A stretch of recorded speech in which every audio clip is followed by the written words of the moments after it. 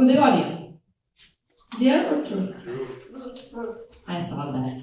So I want to ask you, what is the first mind that comes to you when I say sustainable innovations? Anyone? Shout loud.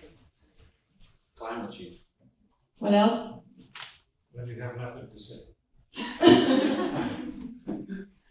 Someone else? Smart city. Smart city. Alcohol is needed. Or the party. Okay, so we hope that today we'll discuss these things, climate change or smart city, in the panel discussion, and I'm happy to have this nice team with me. Justina Kliviena, founder and managing partner at Future Leadership Innovation Agency. Hello, Justina. Andrius Miljonavičius, founding member at Baltics Sandbox Accelerator, and Alex Gibb, partner at Catalyst Ventures and advisor at SumUp. So, no doubt that we all think that sustainable innovations are very important for our future and for our better life, for our wellness, and so on. And many leading companies today are looking forward and spending a lot of attention to sustainable innovations, and the governments worldwide also are doing this, especially to bring resilience, economical growth, and stability, especially when it's post-pandemic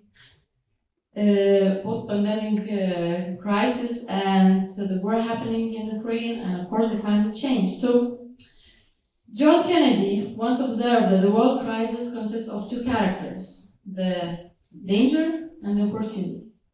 And today I would like to talk more about the opportunity, but to start with the challenges. So Justina, starting from you, what challenges you see today for the sustainable innovations? Worldwide, European-wide, or Lithuanian-wide?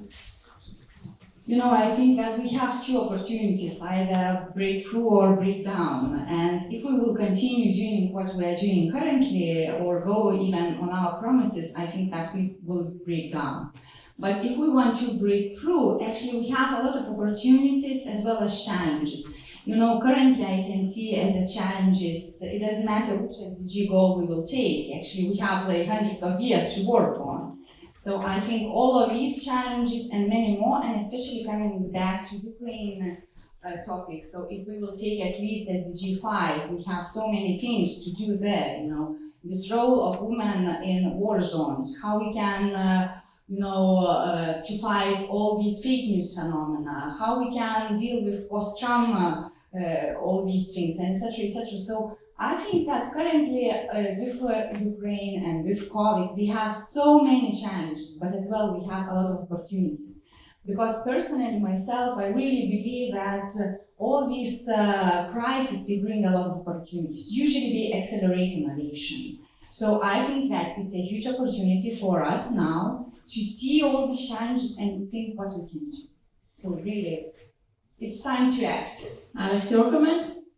Bali? Oh, we have. So I think the sort of the starting point for me is maybe how do we frame the challenges that we're facing with sustainability, and then how does innovation actually solve these challenges? So totally agree, it's a very exciting time, a lot of opportunity ahead. If I think about, for me, what are the big sustainability challenges? Climate change is obviously one, but it's also things that are less well known, and that's maybe why we have this sort of tunnel vision around carbon at the moment. So acidification of oceans, loss of biodiversity, these are other big challenges, and then I think it's actually important to start off thinking about framing them, and then thinking what are the innovations that can then attack and solve these problems. Andrews? Well, for the sake of discussion, I'm gonna be the grumpy one here. And just looking around, I see more of course, it's not entirely connected to the sustainability topic, but the greenwashing, all those corporates having those interestingly sounding projects being placed into the strategy that has absolutely no impact on the societies or on something else, then we are speaking about the issues that our planet is facing for a while already. But it's enough to go, for example, I did visit Latin America recently. Let's speak about the global warming and issues there. So let's align on some level and actually agree on some problems first, That's actually what Alex also mentioned. Yes, You have to absolutely. have some Framing, frames, right? framing, yeah. And at this point, I still see a huge lack of people actually understanding. So what could be the first steps, right? Because if we're looking at European Union, yes, of course, we do have many programs, we do have many initiatives, we have very promising scientists working on very interesting solutions. It's enough to look at other conferences, for example, try to solve the world hunger problems. Oceans were mentioned, right? Do people actually understand what is happening there? We nearly destroyed everything that was alive there, right? And there's so many more problems that are connected to that. And yet, then we still find a lot of time on speaking about other issues that make no impact. And of course, when looking at each and every country, we should start with our local issues, right? Because if our local people are not happy, are not satisfied, so how can we explain them that the world needs our help, or we need to change our perspective towards how we approach some big problems? But at the same situation, if we look at the countries that are pretty well off, do they actually care about anything else despite themselves? Alex wanted to add something. Yeah, I think a big part of this is we all want to sort of save the planet. It's very difficult as individuals to do something about it. There's a sense of lack of agency, and how do we do that?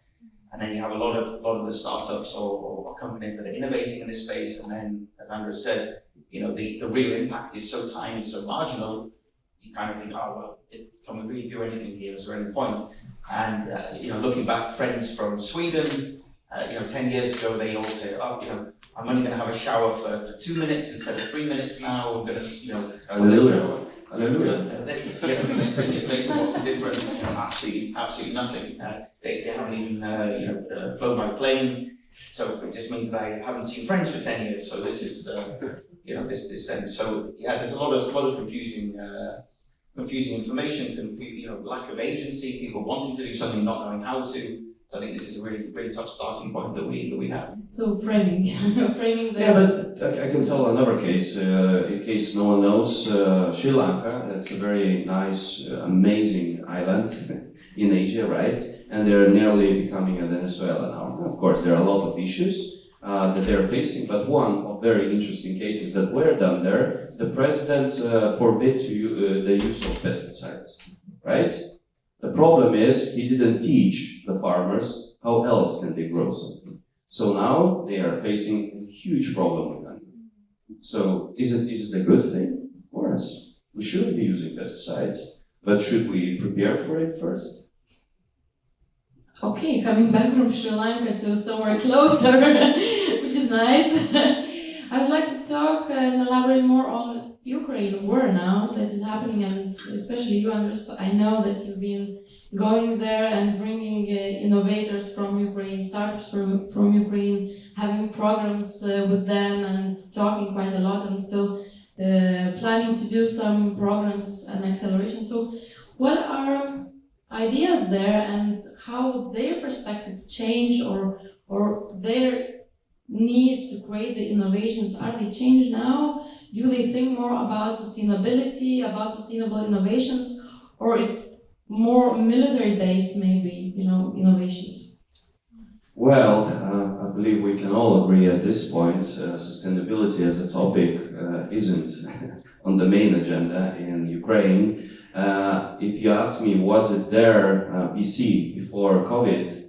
No, or not entirely, because they are actually, it's an amazingly beautiful country that has amazing engineers, that has amazing ideas inside, but they are currently at the stage of building a stable and working ecosystem. Because it's a huge country, it's very, very, very, very distributed. They do have very interesting initiatives towards the women in tech, but it's only starting. But if we come back to where they are today, I do believe that the situation they're currently facing will end, and I'm personally thinking that it will end soon, and they can actually use it to their own benefit, and actually use the situation to build sustainable solutions, not just to do that in the way they used to do before, but actually use a chance, the funding that will be coming in, to create something and to something like Africa did, right? They made a giant leap because they skipped a lot of things that our old Europe actually is still using. Something like checkbox. Who is using them? I don't know, but banks are still issuing them, right? So they should be using it to their own benefit. But at this point, it's truly very difficult to speak about some sustainable innovation, because at this point, we really need to, all of us, we need to gather and give them hope. And majority of the people that left or fled the country, it's basically women, and those women are trying to at least find some job to sustain themselves. And if we can give them hope or explain how the entrepreneurship works, maybe that could be a catalyzer for amazing ideas that will be born in the future. So I totally agree. I mean, it's really difficult to say to somebody who's being bombed, start to think about an existential threat to South America. Stop polluting, right? Yeah, don't do this. But when you're in survival mode, so this is kind of really a hard starting point. I think the opportunities around rebuilding in Ukraine and rebuilding both physically and socially, mentally as well. So thinking about, okay, so how are we going to rebuild the country? What kind of materials are going to be used? Everything about that whole process, and how sustainable really is that, or that's just another massive amount of carbon that's going to go back into the atmosphere. And then it's the sort of mental rebuilding, building resilience, helping people mentally to adapt, life post-war, post-trauma, and this is another kind of big opportunity area for people to help. And we've seen some fantastic startups in Lithuania that came in COVID, like Magnetic and others, which are really having positive impacts on mental health. So still, lots of things to address in this area, I would say. So now talking about the mental health, and you're working with a lot of initiatives for women, and so what is the most needed? What maybe innovations are needed exactly for that mental health, for people to recover and to be sure, to be sustained, to be stable at the moment? And it probably also affects not only Ukrainian people, but also the people from the countries around, right? Yeah, talking about mental health, I think it's a bigger issue because it's not related just to women and war, etc. Recently, I participated in a school project. Basically, it's not a school project, but children were innovating and presenting their ideas. And I was shocked when I heard that half of these ideas are related to mental health. So it means that with COVID, war, and everything, they are impacting not just people who are there, I mean in Ukraine, but also our youth. So one thing. Another thing, coming back to your question, what we can do about mental health and Ukrainian people, I think we have now a huge opportunity because they are in different countries, most probably they don't know language, they are afraid, they are post-traumatic, and etc. Now we can build communities.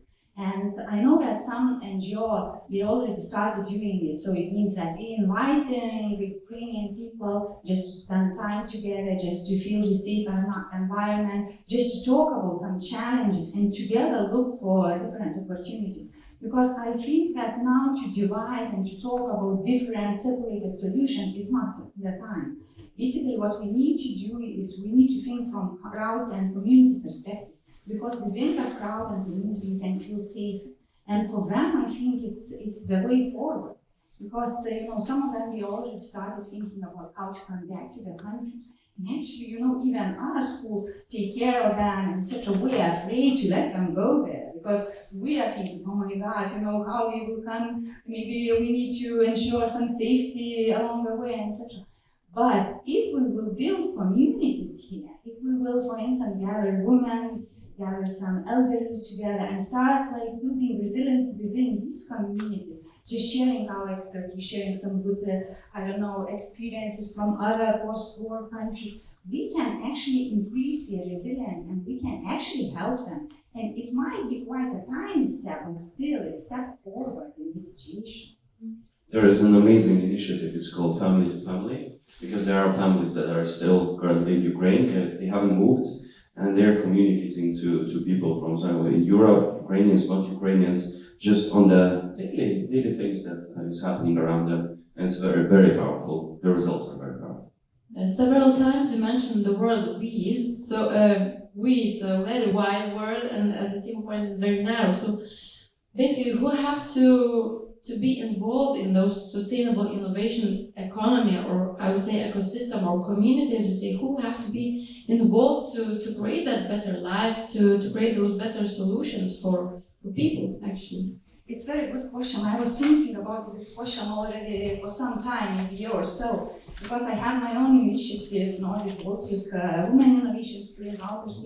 And you know, when I started this initiative, I really thought that I can make a Meetup. But later on, I understood that, you know, within one initiative, you can't do anything. Basically, tackling all these sustainable innovation challenges, you really need to unite forces. You really need to think, okay, on one hand side, we have all these people who want to contribute to sustainable innovations. And actually people, especially after the COVID, they started rethinking their purpose in life. And more people are willing to join such initiatives. Then on another hand side, we really need to unite governments, universities, NGOs, startups, and etc., all actors within the ecosystem. Because when we are talking about sustainable innovations, I really think that these challenges, they are such a huge. We can't approach them alone. That's why basically, if we are trying to solve gender equality issue, we need to unite our forces instead of just, you know, having one initiative, another initiative, etc. Because another challenge with sustainable innovation is all these funding things. You know, because we can't use resources in different countries for, you know, similar projects. I think it would be much more efficient if we could unite all these people. I don't know, maybe we could create one platform or some other initiatives, but moving forward, we really need to think very effective about our resources, very effective about our community and innovators who will contribute to solving all these challenges. So I'm happy that in Lithuania, for instance, we already started like approaching these gender equality themes all together. I mean, Rockit, my initiative, Women Go Tech, and some other. We are all partners. We are mentoring in each other's programs. So I think it's like community and like building everything together. It really that resonates, and I think this whole sense of, you know, co-creation, collaboration, and actually there's a lot we can learn from the Lithuanian fintech ecosystem or startup ecosystem from this, right? So you've got all of these different players, whether it's VCs, whether it's associations, you know, chambers of commerce, lawyers, you know, everyone's playing a part, and you know, things really move powerfully when these things are all moving together. You know, unicorns and LT, you know, again, they've got a lot of different people coming together on this and making this work. So I think, yeah, lot to be learned from the ecosystem we have here. Exactly. Fintech probably can be an example, but you mentioned VC, so for all innovations and for all good things, we need funds, right? And we need money actually to build something sustainable, something good. So how funds are acting today, and are they active on sustainable innovations? Maybe already for Ukraine, we have any sustainable fund that would fund to rebuild the cities or to rebuild... It's called USA. The biggest fund ever. Yes, for the military things, yes, but for rebuilding the cities, not only. Okay. We just talked about USA, but I want to talk about the European Union and Europe in general. So, what is the role, and actually is the Europe failing today in terms of sustainable innovations? Are we step back, or we are getting a momentum today? So, can you comment on that? I think we're not failing, and as Justina mentioned, first we need a lot of initiatives because everyone sees various problems from their own corner, right? When we have a lot of initiatives, then we can search for a way to connect them, right? To build bridges. When we build bridges, let's look at other ecosystems. How do they act? What are they trying to do? And then combine and grow. Because if we will start from someone big, if you just look at European Commission is funding a lot of initiatives. And if today we would open Google and we would Google about the platforms that are available there, oh my God. And who is using which platform? For what reasons, right? So it should be, I call it reverse engineering. Let's start from the very, very bottom. We fix the actual problem, then we find others who are fixing similar problem, then we build a bridge, and it's already a group of people, and a group of people is a bit of power. And only then we should be going to the government, because usually the biggest problem is there is an initiative and they say like we need funding, right? And then they go to the government, they are wasting a lot of time, it takes a long time, blah blah blah blah blah blah. We know the drill. But if some initiatives are really solving the problems, if they're really solving the problems, there will always be someone to pay for it, for it to be solved, right? And if you're self-sustainable and if you gather a group of people, you create some kind of organization, then it's easier to get funded. And then we're talking about opportunities. So, Alex, your comment on the European role, or Justina? I just want to add, because I totally agree with what you are saying, because I think, this example is very good, because when we started this discussion, we started from, big things that nothing is happening, but what you are mentioning, it's the way forward and it's the way to make something happen. Because when you see that people taking actions and we have working initiatives, it's much easier to believe, it's much easier even to attract not just funds, but yeah, exactly. Not just funds, but other people who want to join. So that's what I just wanted to comment. And also, funding is not everything that is needed. There are a lot of initiatives that has funding, but what they lack is ideas and people. It sounds crazy, but that's the true reality. Talking about the ideas and the people, so what are the tools that maybe will be or are created today that are sustainable innovations that are very much needed today? Can you give some examples? Sorry, I can share one, because it's one that I'm really excited about at the moment. And it's a startup which is essentially looking at climate change as an economic problem, not as an environmental problem. And the way that they're doing this is saying, we're going to actually, what we need to do is protect rainforest. Okay, so we've got huge amounts of rainforest, and as we know with logging and illegal logging and deforestation and so on, this is contributing to the problem. And the real problem here is that actually the cost of a hectare of rainforest is too low. So at the moment, a hectare of pristine rainforest is about €1,500.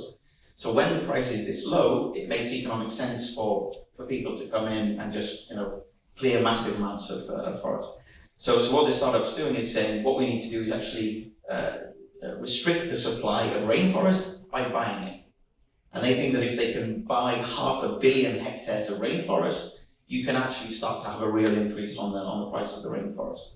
So what the company's doing is then buying these huge amounts of rainforest and then slicing them up into small portions, so everyone who is investing there is getting a little piece of rainforest. And naturally this is built in, that you can't develop this, you can't cut it down, and the rainforest is there to be protected. And there's a real demand actually with private wealth offices and family offices for alternative assets, such as rainforest, let's say, something like that. So turning it into a new investment asset and then trading that and making that work. So this is a really exciting way of doing this, and then we think that the price can actually really go through the roof from that. So that's just an interesting example for me of an innovation. It's a different way of tackling a problem. It's an economic one, not an environmental one, and this is starting to move. Or you can use a fast track, just tokenize it and ask Elon Musk to tweet about it. That's an easier option. Yeah? Let's make it expensive. Let's do that. In no time. Justina, in your opinion, what tools are very much needed today for sustainable innovation? I already mentioned it a little bit, but I think that co-creation is the one of them, where we need really to start from involving people into this innovation process. So basically what we need to do, we can redesign everything. When we talk about sustainability, I mean, even, I don't know, these books, pencil, everything needs to be redesigned, because we need to ask ourselves, okay, is it recyclable? Can we reuse it? And etc., etc. And a lot of things we can't do it yet. So I think from innovation perspective, we can redesign everything. But then the next question is how we do.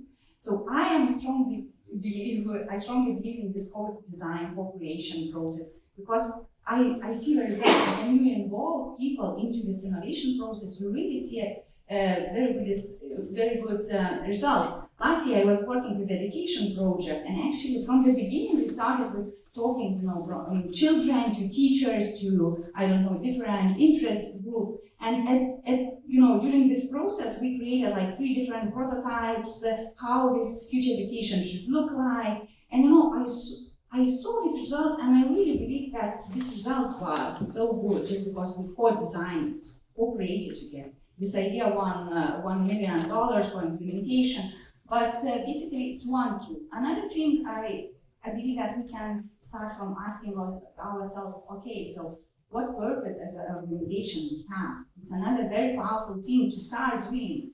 Because after the COVID, a lot of people started rethinking their purpose in life, what we are doing, why we are doing, where we are putting our energy and time and etc. So just to ask ourselves, so what purpose in this planet do we have? Is it aligned to our customers' purpose? It's another thing what we can do, and it's simple. Maybe it sounds simple, it's not so simple. And basically that's it. And the last thing, I already talked a lot about community, that we really need to build communities if we want to change something. Okay, let's imagine the world after 10 years. So what do you think, which sectors from the sustainable innovation will be the most popular, the most rising ones? What do you think? I'd say the food industry will be maybe one of the first ones that will Eating change. bugs. It's like, it's very funny. At this part of the world, we are calling it alternative proteins, right? Yeah. In other parts of the world, it's normal protein. So how is it alternative? Because for example, Malaysia, eating frogs is alternative protein. For us, is eating bugs is alternative protein. We already eat them. It's fine. I think healthcare definitely will be one of these areas, because with healthcare, as with climate change as well, we are lacking one very important element. We can't see instant feedback. And I think all innovators, they will work on that very hard in order for us to be able to see, instant feedback. If, for instance, I recycle things or not, the sky goes pink or red or whatever, then most probably I will change my behavior. But now, because I can't see this instant feedback, the changes are so slow. So I hope that it will be the future of healthcare and climate change. Alex, your pick. Definitely food, only because I'm a big foodie, and when I grow up, I want to be a food anthropologist. So I think this whole What's that? somebody who likes to eat. Diet. Me too. Curious about what are we eating and why are we eating it? But I think food is a really exciting area. One of the things is when I was a child, there were 4 billion people on the planet. We thought if we ever get to 8 billion, it was kind of out of this world. We would never manage to feed ourselves. We still managed to massively overfeed ourselves. Yes, there's still starvation in many parts of the world, and we still waste 30% of food between the farm and the plate. So these are things that have to change. We know the environmental impact of cows, methane, and all the rest. Exciting alternative foods. So it's an interesting area. I'm excited about that. Yeah, and check the Seaspiracy on Netflix, and you will see beef is not a problem, not the biggest problem.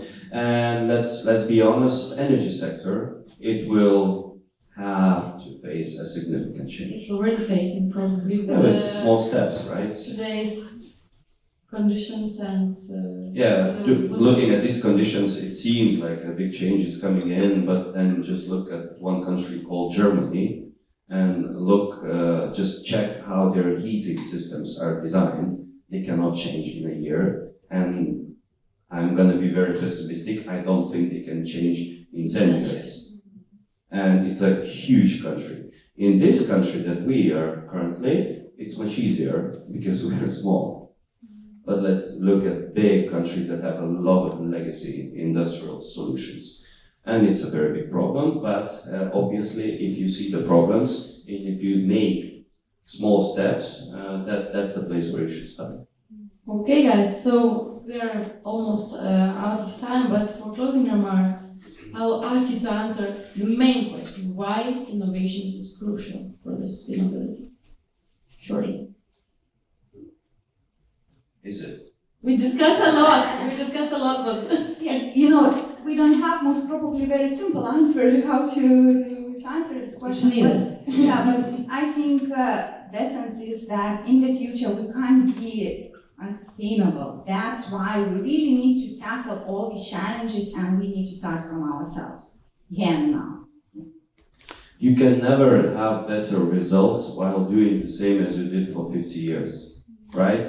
And innovating is actually having a bit of new approach and allowing oneself to imagine that maybe the way I'm doing is wrong. So how else can I do it? The wrong approach would be coming into the industry experts and saying like, how can we innovate?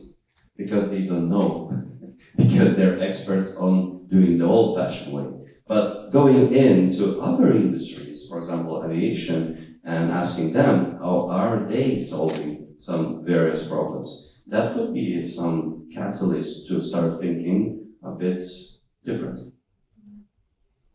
I'm not sure really what else to add. I mean, Say that you're happy, thank producers, your mom. It's easy. Thank you to my agent. Yes. Mom, love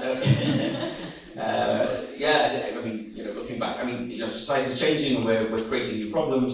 Is innovation the solution? Sure. I mean, why not? And maybe at a personal level, I dreamed of having a table football when I was a child. I wasn't allowed one, couldn't afford one. And so I decided to make one with a cardboard box and some bamboo sticks and toilet roll holders, the inside of a toilet roll, little ping pong. My friends might have even had the misfortune of having to play that with me at some point. But this sort of gave me the excitement of I can actually solve this problem myself, and this makes me want to be an innovator. And when I grow up, I'll do that. But I think we have a lot more power and imagination than we give ourselves credit for. So we need to frame these challenges, and yes, we can co-create, collaborate, and solve them.